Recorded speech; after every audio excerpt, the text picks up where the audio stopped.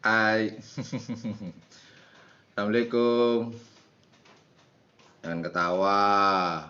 Jangan.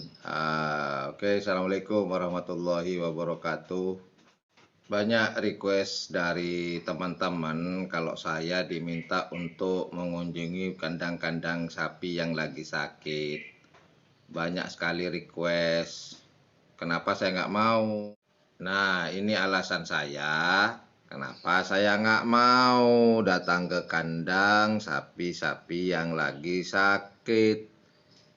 Ini loh alasan saya. Kenapa saya nggak mau? Tahu nggak?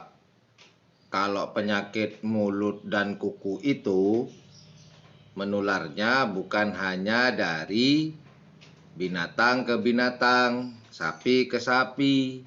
Jadi, bukan hanya dari sapi ke sapi. Dari manusia juga bisa membawa virus. Jadi virus PMK tadi. Dibawa manusia itu bertahan 24 jam loh.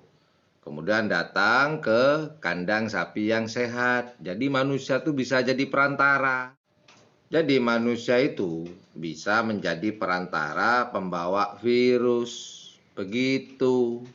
Kalau saya gerebek kandang ke yang sakit, bisa jadi saya. Biasanya kalau saya sudah gerebek kandang itu lebih dari 1 atau 2. Begitu. Kalau ke manusia sih nggak menular, tapi manusia bisa membawa virus PMK. Jadi jangan request untuk saya gerebek kandang ya, update status yang lagi sakit ya. Awas. Jangan ketawa. Jangan. Saran saya buat para pemilik karapan sapi, jangan biarkan orang luar selain perawat masuk ke kandang. Karena manusia bisa membawa virus PMK tersebut. Buat juragan yang masih memiliki sapi yang lagi sakit karena virus PMK, tetap sabar ya bos. Tetap semangat. Mantap. Mantap bos. Semangat bos ya. Buat yang request untuk mendatangi tim yang lagi punya sapi sakit gara-gara PMK, sorry ya bos, nggak bisa ke sana bos. Sorry. Oke, itu aja.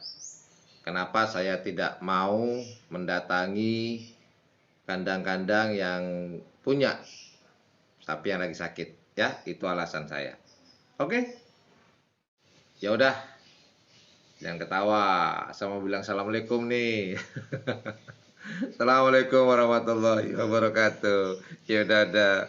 Ya bye bye. Bye.